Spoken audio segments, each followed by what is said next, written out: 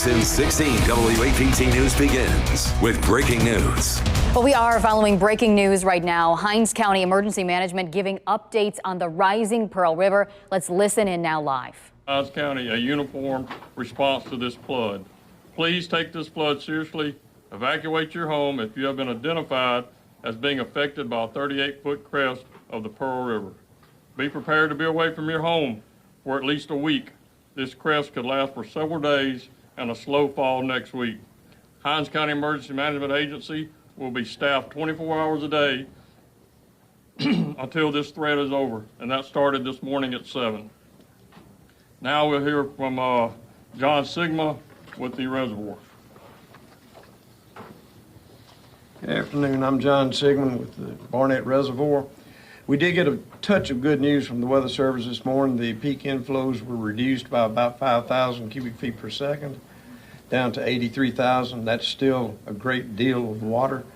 We are continuing to hold our discharge at 65,000 cubic feet per second. That's, again, a lot of water. That's enough water to cover a football field 1.5 feet deep every second is going through the dam. We will hold that discharge until we use up our storage space. Now, in the last 24 hours, we used about a foot. We've got 2 feet left, but the rate will increase because the peak of the curve of the inflow is not here yet. So we will hold that water until we can hold it no longer, and that is anticipated to be sometime Saturday evening, Sunday morning. At that point, we will have to increase flows, and there's not a thing we can do about it because the lake will be full. If you need to take preparations, whatever they are, in terms of floodwaters, do it before Saturday evening. Pay attention to the EOC, pay attention to the news services and the weather services. I will say that we have got sandbags available at our maintenance facility on the east end of the dam, and Rankin County is distributing sandbags at our Lakeshore Park on North Shore Causeway. That's for anyone that shows up can get sandbags. And I do want to say one word about rumors. The rumor I heard just before I left was that the dam had failed and water is coming to Jackson. When you hear those kind of rumors, don't pass them on. Pick up the phone and call me or call Ricky or call somebody. Verify it first. You'll have all kinds of rumors. It's very typical in these types of situations. Thank you, John. We'll hear from Jackson Weather Service on what's coming to us next week. My name is Marty, the Senior Service Hydrologist here at the Jackson Weather Office. Just want to go through, too, the peak flow for the river right now is up at is approaching Rattless Ferry at the very upper end of the reservoir. That's approximately 83,000 cubic feet per second. The United States Geological Survey, as of now, along with the Corps of Engineers, have been making river flow measurements on the Pearl River at the Woodrow Wilson Bridge. They continue to do so through the weekend to make sure that the river flows that we're receiving are the proper ones. Right now, seems like the river is actually carrying more flow at a lower stage, which is a good thing. But that can reverse. That is the reason the USGS will be continuing to monitor the river through the weekend, doing the river flow measurements. There will be a conference call in the morning at 9 a.m. so that we will reevaluate the current crest and the current information and be talking with the reservoir regarding the latest forecast. So stay tuned to definitely in the morning for the latest information. Good afternoon. Felicia Bowser with the National Weather Service in Jackson, Mississippi. Just to give you a quick update about the forecast for most of next week. Right now, you probably know that a cooler and drier air mass has settled in across the area, which resulted in no rainfall, and we're not expecting any rainfall through Saturday. We could even see temperatures dip into the middle 20s to lower 30s late tonight, early tomorrow morning. However, a return to wet conditions will occur starting Sunday, though rainfall looks to be mainly south of I-20 corridor on Sunday. By next week, however, several rounds of rainfall will occur throughout the week, setting us up for a wet period. At this time, the system providing the rainfall looks to be moving fairly quickly, and thus the amount of rainfall looks to be on the light side at this time, and that's key words, at this time. However, what we have seen of late is that the rainfall has been overachieving more than what we thought. Or in other words, we are receiving more rainfall than what the computer models originally predicted. So you need to make sure you stay tuned to that, and we will continue to analyze that situation. In regards to severe weather potential for next week, there is a chance that severe weather could accompany some of the multiple rounds of rainfall. However, uncertainty still exists on the exact day of that potential severe weather threat and how intense it will be. There's still some uncertainty with that. So we're going to keep a close eye on any hazardous weather that's expected for next week. Thank you. Good afternoon. Once again, I'd like to thank all of the individuals and agencies that have been working to service the citizens of Jackson at this critical time. I want to be very clear to our residents that we are in a state of emergency and that there has been a mandatory evacuation issued for those areas to be affected. We know that the Pearl River is expected to reach 38 feet, and the areas that we anticipate to be affected is the Eastover area, Westbrook Road, River Road, Southwest Street area, Silas Brown, and Hightower.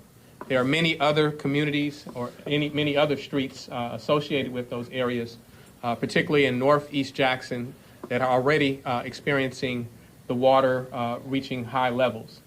I have spoken with residents, some of which who have asked me, is this truly a threat? And some who have asked if it was possible for them to stay in their homes. It is a risk not worth taking, and you should not remain in your home. Even in the event that the water does not reach your home in particular, there will be water surrounding your home that would leave you unable to leave. And those waters carry other threats in them. Debris, it sometimes contains rodents, chemicals, and other things that could affect you. In the event that the water or that the weather is severe enough and there is a potential that we could lose power, then you would be stuck in your home in that event. And so I want to encourage residents to take this serious. Another thing that I want to remind residents to do, as you have taken precautions to get valuables and important documents out of your home, if you are able to, I want to encourage residents to remove vehicles from off of the street. Vehicles that are staying on the street can take in water and it could leave the vehicles immobile. And so I want to encourage residents to do that as well. I also want to encourage residents to take care of one another and help and provide assistance to one another. As I have traveled through some of the communities, I have witnessed this taking place. I'm proud of what Jacksonians have been doing for one another, and I want to encourage you to continue to do so. For those that may need to seek shelter, I want to again announce that the Police Training Academy will be available for individuals as a long-term shelter. That is located at 3000 St. Charles Street in the city, of course, zip code 39209. Residents that need assistance getting out of their home and are unable to do so on their own, please contact 311. Please contact 311 as soon as possible. Please do not wait to the very last minute so that you do not make the job of first responders even more difficult. The hours to receive sandbags has been extended. We will offer sandbags again tomorrow from 8 a.m. to 12 p.m. Once again, from 8 a.m. to 12 p.m. I'm asking that no resident walk in flood waters.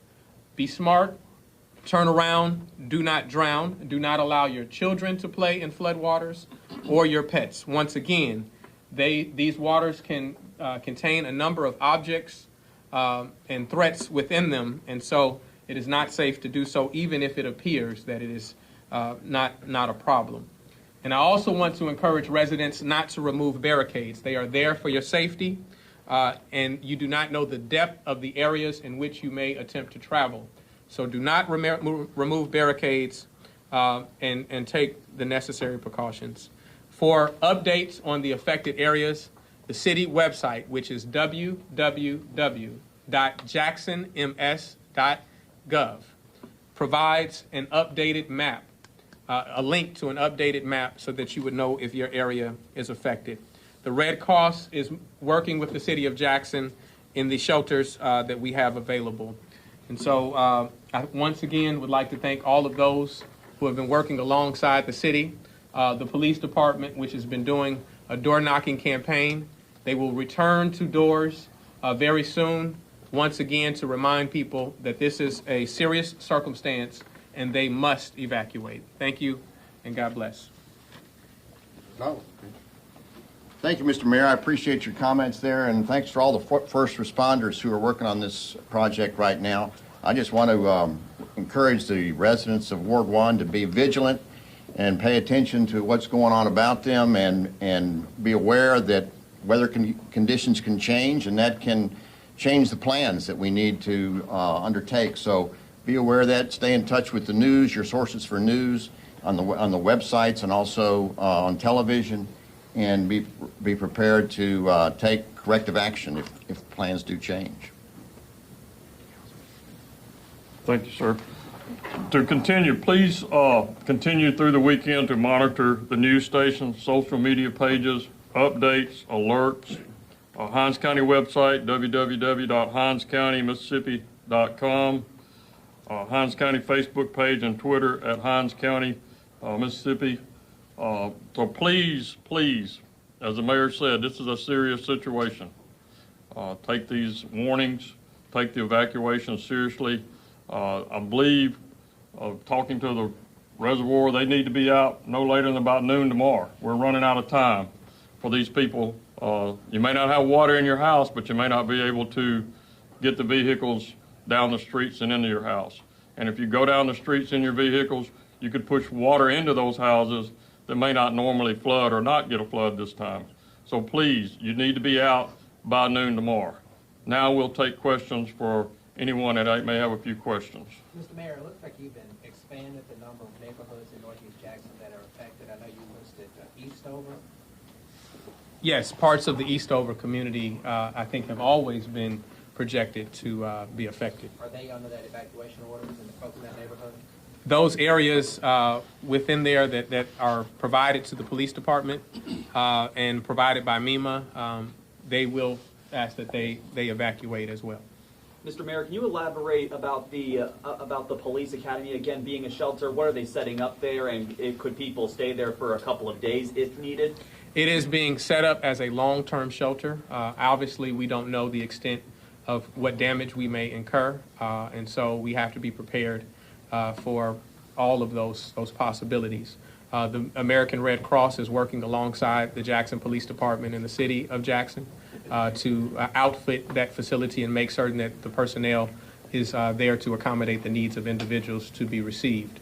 The police department training facility has showers, it has ability for a cafeteria, and so it has all of those things that usually our recruits utilize when they're going through their training process, and so it would be available to those individuals that may have to use it as shelter. Mayor, how are your officers, how are the people responding to your officers in this door knock campaign? Do they seem responsive, ready to go? I can share with you some of the areas that I've traveled in. You have a number of people who are packing up and making, taking it seriously. But then you have the occasion of individuals who think that they can wait it out. And I just want to encourage them not to take this lightly. Once again, in the fortunate event that their home does not take on water, sometimes we don't consider the surrounding area near our homes and the inability to leave if there is any need for any person. If someone were sick, if someone needed to get to food, if they lost power, they would find themselves on an island and in need of rescue. And so we encourage people to take it seriously. I stated at our last press conference, we've had a number of rain events this year, some which we have expected flooding to take place. Some of that flooding has occurred in some areas, and to some degree, maybe the damage was not as bad as it could have been. And I don't want people to take that to mean that this circumstance is not that serious. We fully expect this to affect some homes.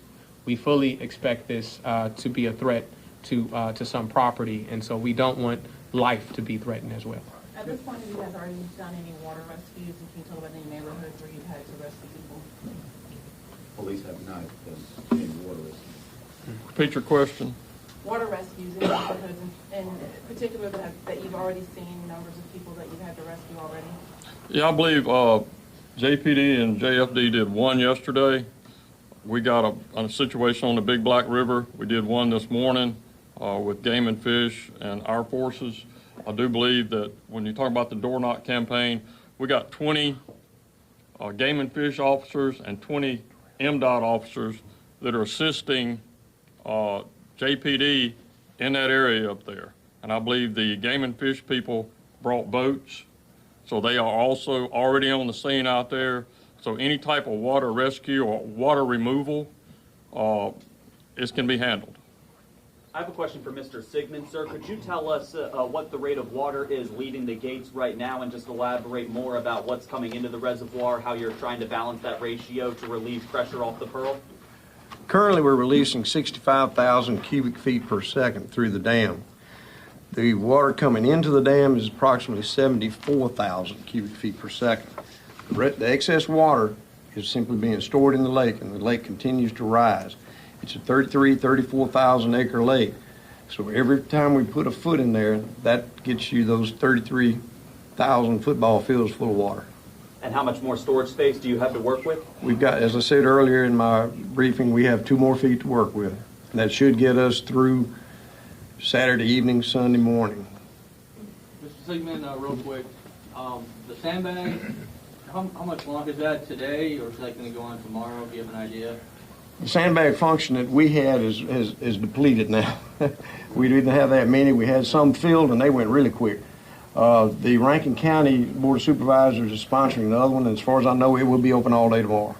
Just so that I can make sure people are aware, the city of Jackson is still providing sandbags at the Michael Avalon location, which is I think 4225 Michael Avalon Street, and that will be provided. We are extending the hours from 8 a.m. to 12 p.m. tomorrow. We have been gracious to receive equipment from MEMA that is an automatic sandbagger, and that has made it a more efficient process. I understand that there were a number of individuals out there today, that there was a significant number of people there, and so we will be extending those hours, and we want people to move as quickly as possible on this. What about President's Day? Any plans to offer sandbags Monday? These are the hours that we have at this time. If it extends, we will notify you. Okay. But this is for pickup only? Are you delivering sandbags or just pickup? This is for pickup. The resources that we have only allow us to offer it in that capacity. Mayor, can you kind of talk about, you said that the flooding should affect downtown areas. Can you kind of point out exactly what we're talking about and whether or not evacuations might be needed? Well, we know that the 83 flood did and the 79 flood, that they did affect some downtown areas. I would leave it to the experts to tell you, just how extensive that may be. The roads or the areas that I have been given as potentially affected, Southwest Street, Silas Brown, and Hightower. So those are streets that people should be aware of. Is there any other streets that you want to speak to? Yeah, the Southwest Street, the south end of Southwest Street, Randy's Upholstery has got water in it. I come by there this morning. There's an auto parts place down there that's got water in it. There's Stuart Irby in his welding shop. He had a good bit of water around his building. They had sandbagged the doors this morning. So in that area, in that lower area, you'll start seeing water come through the storm drains on Southwest Street down there. We're already seeing that, and we got almost another 2 foot to go, or maybe 3 foot to go before we crest. So you're going to see a good bit of water in the Southwest Street area on that end of town. Mr. Mayor, how many people can the Police Training Academy hold? And also, why did it take 16 days for the city to notify residents about the humidity levels? The Police Training Academy, I believe 178. We notified the citizens as soon as the health department notified us that it was a problem that we needed to inform. So we weren't holding anything back. So once we received that information, the EPA and the health department did an inspection, and these are some of the things that they revealed to us. As people are packing up their homes, and since you have the floor, what do you want to tell them about essential documents and things that they need to pack up and take with them, and especially if they've been gone for so long? I would just, let the citizens know that while we pray for the best, we should prepare for the worst.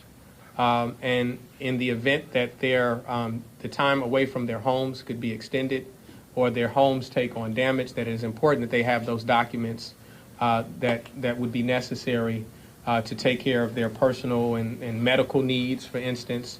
If you have insurance documents on your home, you would like all of that available as you make claims to insurance agencies and whatever other resources may be available. And so we want people to prepare as if this could take them out of their homes for an extended period of time. We will work as hard as we can. The people that you see before you and many other people that you may not see are working as hard as they can to try to mitigate the damage as best as we can. But at the end of the day, no one can hold back water. And so we're trying to give people as much information to make wise decisions as we can. Thank you. My one last comment is with the Weather Service and the Pearl River Valley. They have done an excellent job of keeping this water off of Jackson, but they can't do miracles. So my hat is off to them. It could have been a lot worse, but they have done a fantastic job of keeping more water off of Jackson than we've ever seen like that. We could have had an 83 flood easily this week, but the reservoir has done a real good job of keeping that water off of Jackson. Mr. Moore, one last quick question, sir. How much damage would we have to receive grants from FEMA or qualify for anything like that? Well, it'll be individual assistance. We will start doing that when the water goes down. We have to have about $961,000 or $41,000 worth of public assistance damage to get any money reimbursed to the cities and to the county of that. But the individual assistance will be based on probably a state total, and we'll see how much damage we got out there. It's only if it affects uninsured or underinsured people. Mr. Mayor, can I ask you about any concern about the water treatment plants? Per our city engineer and the information that they have at this time, based on projections, we think that all of those facilities will sustain.